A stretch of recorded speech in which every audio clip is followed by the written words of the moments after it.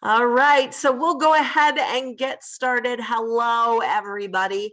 I am the fill-in session, so if you came to hear about multiplying good, that it would have been James and Marianne. Marianne was not able to join us. I've just talked to James to see if I could convince him to maybe meet with Marianne and do a session that they can do a recording to send out with us.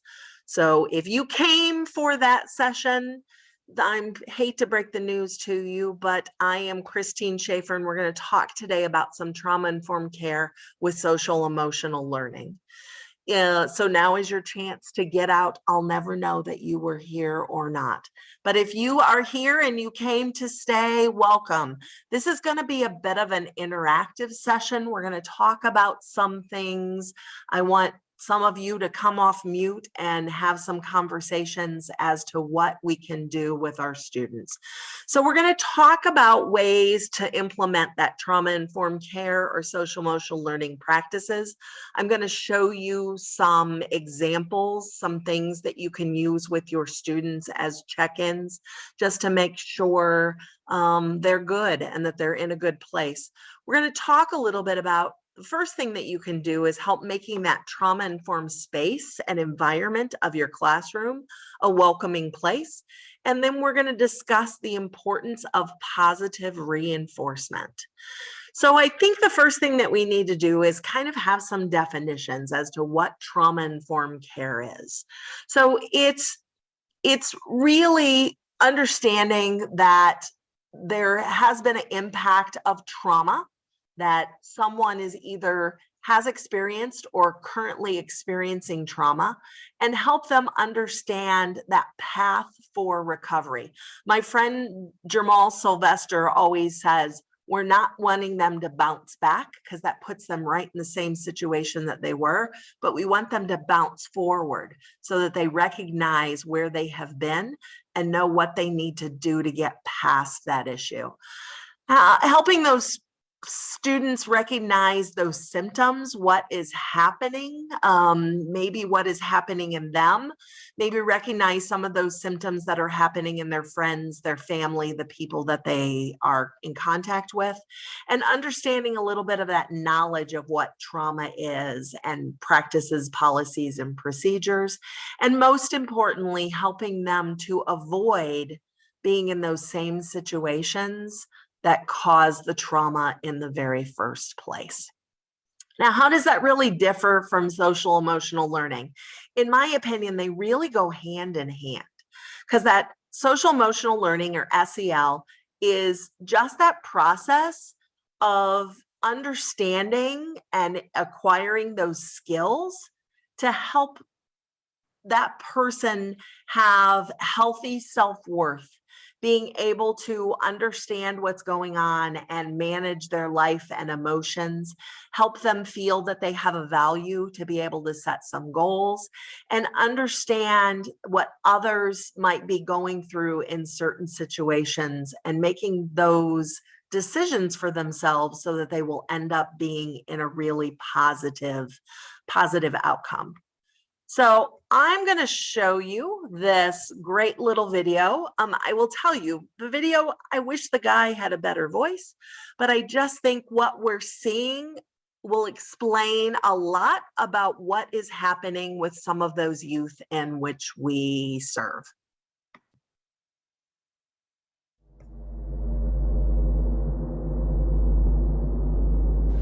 Hey, welcome back everyone. Today I want to talk about the Incredible Hulk and why I use the Incredible Hulk metaphor for nearly all my patients with trauma, because it's one of the best metaphors for understanding how trauma impacts the brain, how we think, how we feel, and how we react to different situations. And it also has some clues about how to actually help people recover from trauma. So everyone knows that the Incredible Hulk is one of America's favorite superheroes, but did you know that he actually has a severe history of childhood abuse at the hands of his father? And so Bruce Banner always had this huge capacity for rage as a way to protect himself from perceived threat. But then when he got infected with gamma radiations, it turned his rage into one of the most powerful forces in the universe. And we all know that as he starts to get angry, his eyes turn green, his skin turns green, and he starts to grow muscles at an incredible rate. As his Hulk starts to come up, his capacity for intelligence goes way down. And as the Hulk is raging, there's this underlying sense of self-hatred because Banner hates turning into the Hulk. The rest of the world tries to stop the Hulk by sending the world's military against him, but every time you shoot the Hulk or threaten him, it just makes him absorb more gamma radiation, become stronger and stronger, and probably less and less smart. And the only thing that can help the Hulk calm down is actually to just be done with his rage, destroy the threat, and then go jump to South America or some other beautiful place and take a nap for a day and a half, and then wake up and realize that you've tattered your clothes and you probably left a wake of destruction. You need to find your way back to civilization. Now, there's a really important lesson about managing kids who Hulk out too. The thing that the world usually does whenever they see a child acting out and hulking out is that they threaten consequences to them. And this is exactly like shooting the Hulk with military weapons. I mean, the more you shoot at the Hulk, you just make him stronger and stronger and madder and madder. And this is what happens to all these kids who are raging out. Everyone sends them to timeouts or threatens consequences and takes away privileges, and it just makes them escalate more and more. And then we end up classifying them as the problem, as having rage and anger issues, when in fact, they just have this overreactive alarm system that operates just like the way that the Hulk's does. And so you're going to ask, okay, then what do we do with the Hulk? Now, the first thing you have to do is actually to never let the Hulk come out in the first place. And the way you do that is by strengthening Banner's capacity for self-awareness, to know what triggers him, and to recognize when he's starting to get mad. Because when his eyes are green, maybe there's a little bit of capacity for controlling that reaction to become full-blown Hulk. And you also try to help give Banner other skills for dealing with anger and aggression. But at the same time, Banner sometimes needs the Hulk because there are real threats out there, so you can't really hate the Hulk when he comes out. You just have to know when to use him. And then when the Hulk is out, there's really not much you can do. And even for traumatized people, as soon as the sympathetic nervous system is activated and the whole stress response is activated, it's going to take a good 45 minutes to an hour for the body to metabolize all of that adrenaline that's coursing through the body. And this is why I like chill out spaces for schools, just a place where kids can go and feel safe and try to calm themselves back down. Now, the other thing you can do when Banner's eyes are green and he still has some capacity to think is to make him focus on what really matters most in this moment. And particularly if you make him focus on who matters most Oop, oop, oop, oop. to you, who do you love, what do you care about most in this world, then sometimes it can help de-escalate him down from turning into the Hulk completely. So I hope that helps. Let me know if you have any questions in the comments below. Thank you. All right. What do you think? I just saw that Tana says she loves this. When I saw this the first time, I was like, holy smokes, this makes a lot of sense. And who would have thought that the Hulk, a fictional character, really is so much of us, of what we see. We all have had our students in our classroom who have maybe hulked out a time or two, and what we need to do to help them. So I've come up with some tips and tricks of what we can do to help those students that are almost to that point where their eyes are just starting to turn green, to help them so that they don't hulk out. We can do some regulated breathing with them. Specifically, you can do some figure 8 breathing, and figure 8 breathing is just wherever you are, you just make a figure 8, and on part of those circles, you breathe in, and part of it you breathe out. So on the top, you might be able to breathe in and then exhale. We can do this progressive muscle relaxation where you tense your muscles in your body, and then one by one, you tense them and then you release them, starting either at the bottom of your toes or the top of your head, every muscle that you can. It's amazing how once you tighten it up and then relax it, how relaxed that really is. The other thing that we can do is ask our students to make a list of 10. Talk about the 10 things that they are and what makes them special, giving them self-worth. So these are just a few tips. Anybody have any comments about anything that we just saw?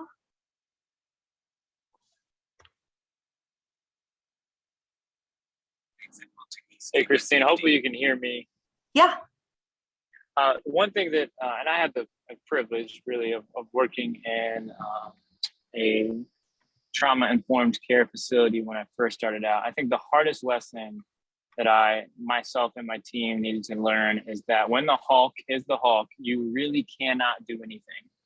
And really giving that child space and time, because once they reach that capacity, there is no turning back. I think we try to enforce certain things. You just got to be there, be present, and let them know you're there. But there isn't a lot of communication going on when they're in those full-on modes.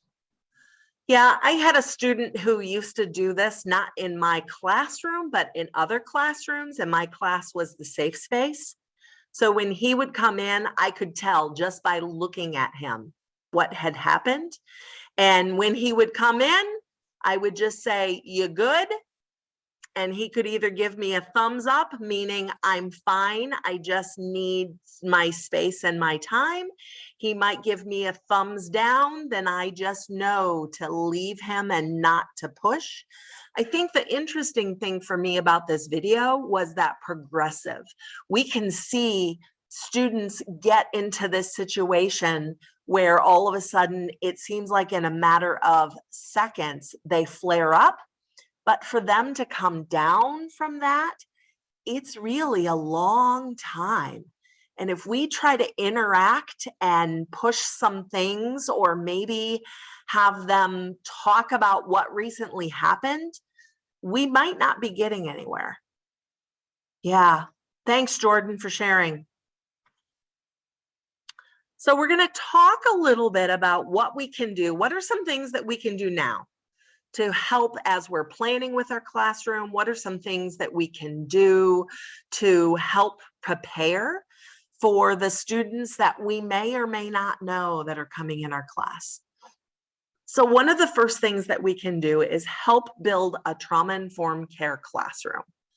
Looking at the colors that we have in our class, the cooler colors, the greens, the blues, the reds, the oranges are going to be more of a high energy. So we want something that is more cooling. One of the things I used to do in my class, which used to drive the janitors nuts, was I used to turn off the lights, or at least turn off half of the lights in my class. Having that high light and the fluorescent lighting a lot of times doesn't really help. So you might want to be able to dim those lights or put in some lamps in your classroom and don't have the lights on at all. You heard in the video talking about some type of a cool down area, whether you come up with a cool name of a cozy corner, a Zen den, or chill out space. Do you have a space where these students can go? When Austin would come into my classroom, I knew exactly where he was going to go, what he was going to do, I just didn't know how long it was going to take for him to get back to where he needed to be. But he had his space, he knew where to go, he knew what to do. Also, maybe having some type of flexible seating. We look at classrooms a lot of time in that traditional rows, maybe having some groups, changing things up every once in a while. I used to say, my students used to always say, "Mrs. Shaffer, can we change the layout of the classroom?" Sure, you want to do it, we'll give it a try. If it doesn't work, then we'll switch something back. Last but not least, maybe having some type of a basket of sensory tools, whether they be stress balls, adult coloring pages, Play-Doh, putty, pipe cleaners, whatever it is, just to help people kind of chill and get in their right brain sense. Other things is that we can do is make sure that we have some type of a behavior management plan. What are we going to do? Make sure that students understand what is happening. I knew sometimes when students lashed out, it made no sense for me to correct their behavior right then, because they were at the point where they were starting to Hulk out. Build that classroom culture of that zero indifferences. And what I mean by that is A lot of times we want to say, if this happens, then this is a reaction. But sometimes we also need to make sure that we understand that there might be some certain ways that we have to deal with a certain student depending on what's going on with them. Using that trauma-informed care language, using that what happened to you, or how are you feeling, instead of the why aren't you or what's wrong. Establishing those healthy boundaries for yourself and your students, and having them look at the boundaries that they have with their other peers and the other people in their lives. Build in a few of those brain breaks. I just got done with a session with Greg and Elizabeth on Career Association. And in the middle, we all took a break and they played Would You Rather. Took a whole whopping couple minutes, but it allowed everybody to kind of clear their brain, think of a different aspect, and then move on. Take care of yourself.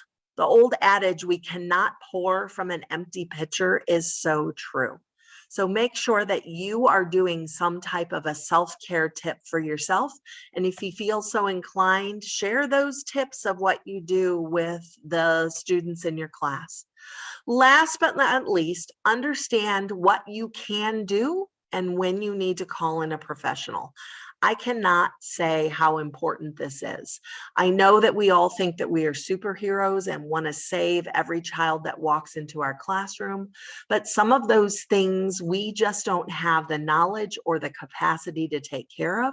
What we can do is pass them on to that professional and still be there as a support and allow that professional to do what they do and help them figure out what needs to be done for that student to put them in a better place.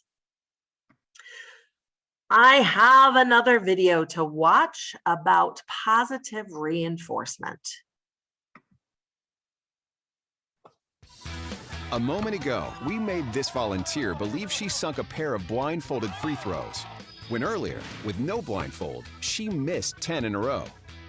How will she do her second time at the line, now that she thinks she nailed those blindfolded buckets? Oh, close! So close, so close. That's number one. All right, keep it going, keep it going. Oh! She's definitely getting closer, but no baskets yet. You got this, you got this, you got this.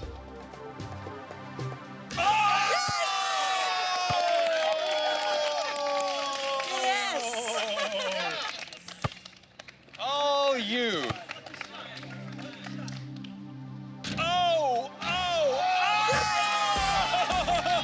Wow. By making her think she sank those blindfolded shots, and by cheering and giving her positive reinforcement, it's almost like we hacked her self-confidence and got her to believe more in her natural abilities. In fact, out of 10 shots this time around, she ended up making 4. Quite an improvement. But what if one of our volunteers was already good at basketball? Whoa, this guy's got game. He made a whopping 9 shots from the line. Think there's anything we could do to make him worse? Okay, so let's have you take 1 shot, all right? You think you can do it, guys? All right, Josh, let's give it a shot. 3, 2, 1.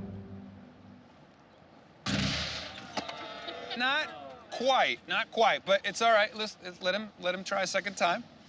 It's a tough one. All right. Wow. Let's give it a shot, Josh. Hey. All right. All right. Well, look, the man is blind. Okay. Let's go ahead and take off the blindfold. So listen, it wasn't as easy as we thought, but let's have you do your 10 throws again without the blindfold. Okay. Just do your thing. 9 out of 10, maybe 10 out of 10. Okay. All right, let's see. You guys got his A game on? Come on, Josh. Whoa. All right, Josh. Got this, man. You got this.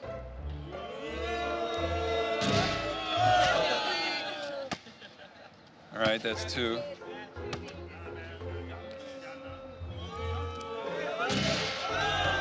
Remember, this guy made 9 free throws earlier, but now it looks like the crowd's negative reinforcement is throwing him off his game.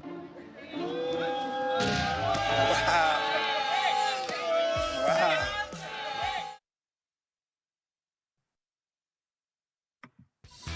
A moment ago, What do you think? Somebody want to come off mute? Christine, Yeah. there's a lot to that.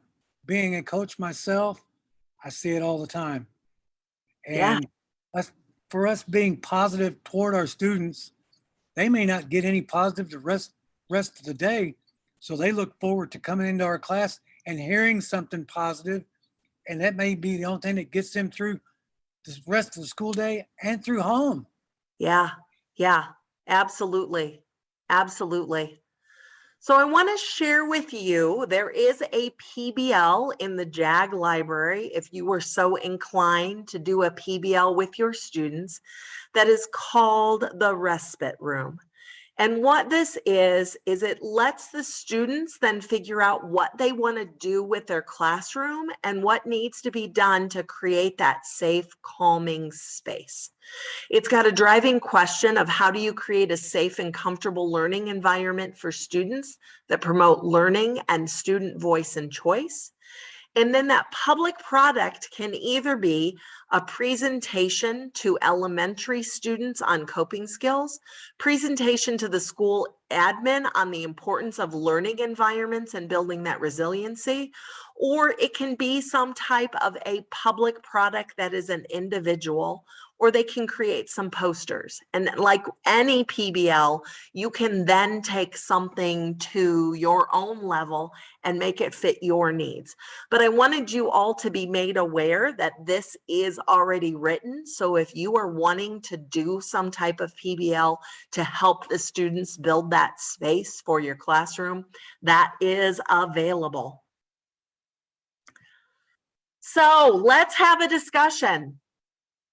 What trauma-informed care practices have worked for you?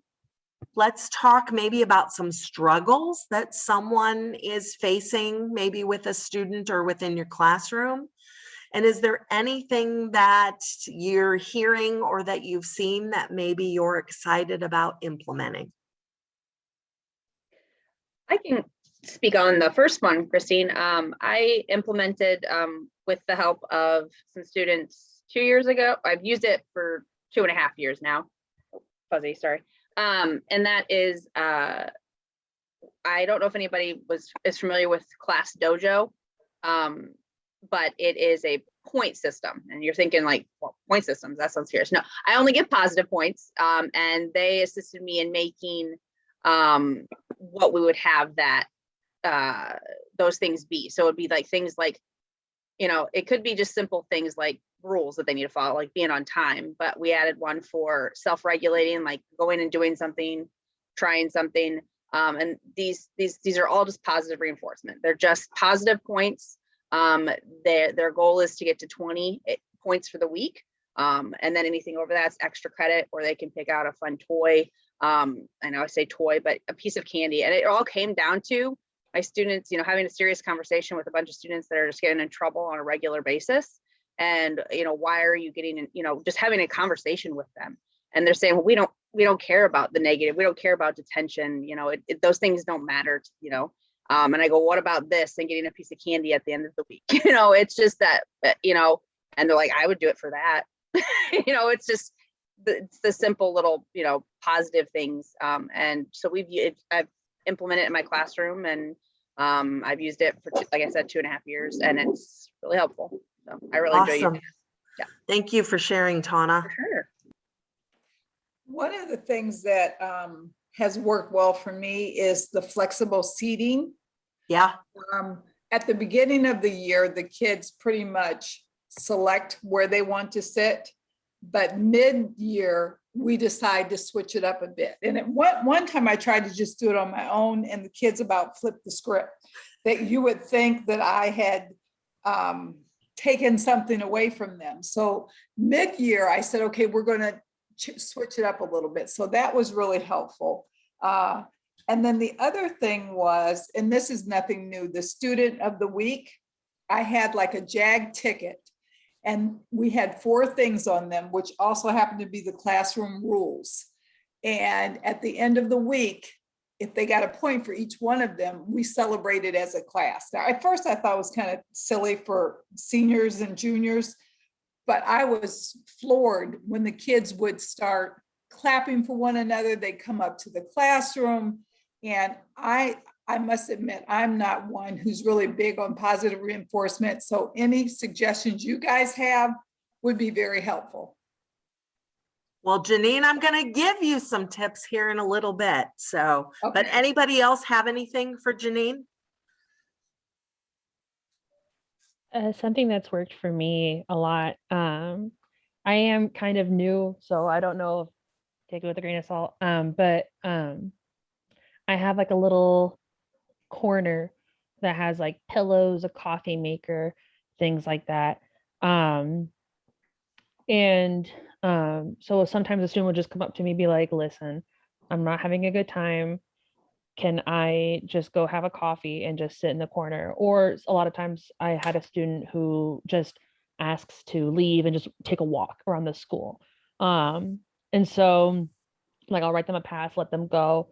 And I always make sure to look at them and tell them, thank you for telling me this, and thank you for communicating this with me, and thank you for working with me. And even just simple like praise and thanking them a lot, just when they would do something like that, that has tended to reinforce that a lot, because they were like, oh, this is working really nicely and she appreciates it, so I'll just keep doing it. They don't really see the harm, like if it ain't broke, don't fix it sort of thing. Thank you for sharing. I've got Anybody else have anything? Yeah, Christine. My good friend Christine. You know, and one thing I've dealt with as a coordinator and evaluating and observing other specialists is the balancing act between trying to maintain effective classroom management and a teaching space while also having that comfort space. And I think sometimes that's easy to overlook, that, you know, we still have a class to teach. We still have content and curriculum, and it's hard sometimes if you create that space that's all the beanbag chairs, all of the lamps, all of the comfort things, but then you try to switch gears into teaching a lesson or doing some sort of energetic activity. I think you have to be mindful of that balancing act of being able to set the room up or have a corner. That I think a corner is sometimes better, but if you set a room up too dark, then it's too dull, it's too dim, it's too it doesn't inspire activity. And so I think having the flexibility to be able to change your room up based on what you're doing is something to keep in mind for a lot of folks. Yeah, Derek, thank you. Anybody else before we move on? One great resource too, if you want to educate yourself on what trauma-informed care looks like in school, I highly recommend the documentary Paper Tigers. If you haven't watched, it's a great one. If you choose to show it to the class, there is some language and some content that you probably would screen out, but highly recommend it. It goes deep into why we do trauma-informed care, and it's a great example of how one school has done it in our country. Thanks, Jordan. Yeah, it's a heavy thing to watch. Heavy.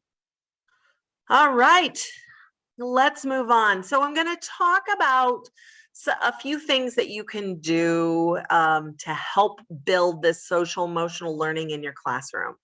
So talking about choice words. we speak very differently, and the youth speak very differently, as they should with their classroom and maybe with their friends or the workplace or at home, and talking about that difference of acting professional and making that good impression, as well as being with a bunch of your friends where you can be silly and crazy. So what you can do is have some kind of a shared agreement and have the students have some voice and choice as to what those things look like. What does it look like when they're in their classroom? What does it look like when there is a guest speaker or a guest in the room?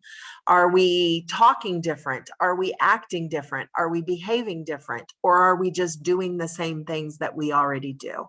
Then post these choice words of things that they can use, either in a virtual space or in a classroom, and then help integrate those into your class rules or your norms. We want students to feel comfortable with who they are and be able to express themselves, but we want to make sure to set them up so that they can express themselves in a professional way when they need to.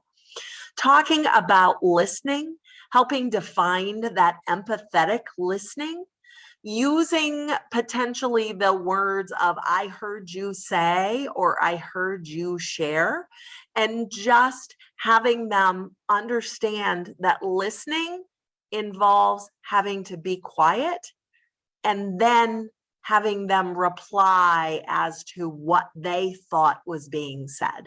So, and having them switch up. I think so many times, even just as adults, we talk, and when people come to us, we want to fix things instead of just listening to what it is that they have to share or what it is that they need help with. Couple other things that I want to talk about is looking at a reflection. A true or false. This is something that you can do with your students on a daily basis, on a weekly basis, as just a check-in. It could be something that is done on a piece of paper in some type of a Google form. I feel safe to participate in class. I feel like I can advocate for my needs in class. I feel like my classmates will support me if needed. I feel like I have a voice. I feel like my teacher will help me if I need it, and I feel like I can express myself. We really want students to be totally honest, and if you implement this quick little 6-question of true or false, they can answer that very quickly, and then you can kind of monitor and see what is happening with the classroom and what is happening with some of your students. As we're looking at community service type projects, what can we do to get that positive reinforcement? Is maybe write letters of encouragement to individuals in a nursing home or any type of other organization that's in need. Maybe create an online stay positive campaign where they're going to do some hashtags and post that on some type of social media or YouTube. I especially love this right now. Make videos for first responders or military staff, thanking them for their service, or do some type of a video or podcast about having them share ways that they can help one another. All of these things could even be built into a PBL where you could just have, how can we help ourselves and others in our community or our world feel positive about who they are and what they do. Talking about teamwork, we talked about this. I think maybe Janine, you shared this. Someone shared about having those goals where they celebrate certain things. So having some type of a goal attainment, whether it be for the week, for the month, for the semester, and coming up with some type of a challenge. What do you want them to accomplish? You want to make sure whatever this challenge is that it's measurable. And we want to come up with a goal of what that challenge is. Is it a percent? Is it a number? What do we want? What do we want to prove? And then what type of a reward are we going to have with meeting that challenge? How are you going to message out this challenge? And when is this challenge going to start and end? So we could talk about, one of the challenges might be that we want to improve our attendance by 50%. If our students improve their attendance in school by 50%, then I will give them 30 minutes of a free choice activity. And how am I going to do this? I'm going to announce this to the class. We're going to do it as an announcement. Maybe I want to do this in October or November, right then when fall is happening and we're getting ready to gear up and work on all of that CDC stuff. Maybe I want to do a classroom disruption challenge. So, we all have those days where it just seems like we can't get anything done. And maybe I want to decrease the number of disruptions, and I'm going to announce it on my classroom Canvas page. What type of a reward? Maybe, the reward itself is they're going to get more accomplished, but maybe it will be doing something that they like, or maybe using that extra time that we have now saved and giving half of it back to me for the class and then giving it back to them to be able to do some type of fun activity. Maybe in April, we want to do a mindfulness challenge where we do some mindful minute exercises. And maybe if we have a certain percentage, or if we can get other students in the school to participate, we can give them some type of a homework pass and have some type of posters in our classroom or our school to remind them about the challenge and what we're doing, or what people can do to fulfill that challenge. So that's all I have for today. Questions, comments, any type of further information?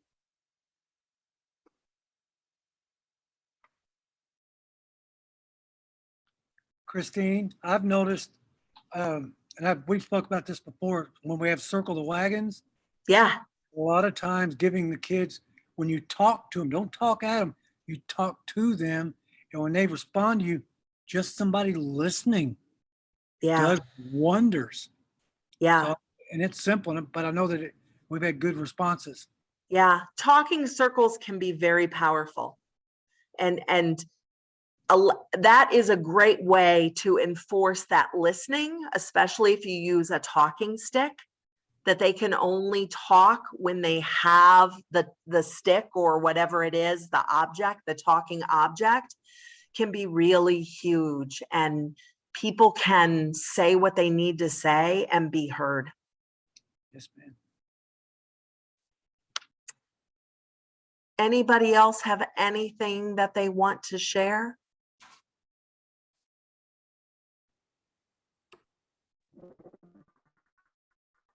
I thought everything you said was great, by the way. Well, that's fantastic, Tana, coming from you, because you're really my expert. Oh, well, thank you. I like a lot of this stuff, and this is why I always go to the mental health one. Like, I always like to hear new things. And, I think that, what you said today, it really kind of, a lot of the time I'm like, here's the problems we've seen in the past, and this is what I've done to do this. And I tell them what I've implemented, and then we do it. And I think that kind of the big takeaway that I took from you today is every year needs to be different. I think it's having a conversation every year, not just like, hey, this worked back in 2019, we're going to keep it going, but maybe changing up the points that we do, or the prizes. I really like the idea of doing something daily, rather than weekly, or both for that matter. So I really appreciated that. I do something that I do in case anybody's interested that my students really like, because some days I'll like forget to do it and they get bummed, so that's when they like it, even if they don't like it when you're doing it. But another, like, I know it sounds like an elementary thing that I brought back, but it's called Seesaw.